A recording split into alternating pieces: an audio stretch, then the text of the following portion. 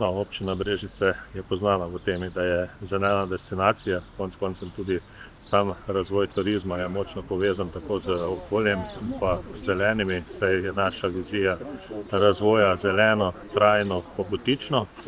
Kot ste sami povedali, lani smo že prejeli 100 dreves od Čebelarske zveze, ki smo jih razdelili vrtcem in pa krajevnim skupnostim.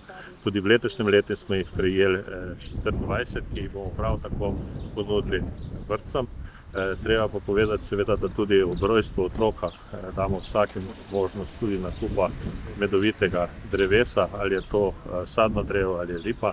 V lanskem letu je na tak način se 100 občanov odločilo, da ga jih je tudi usadilo.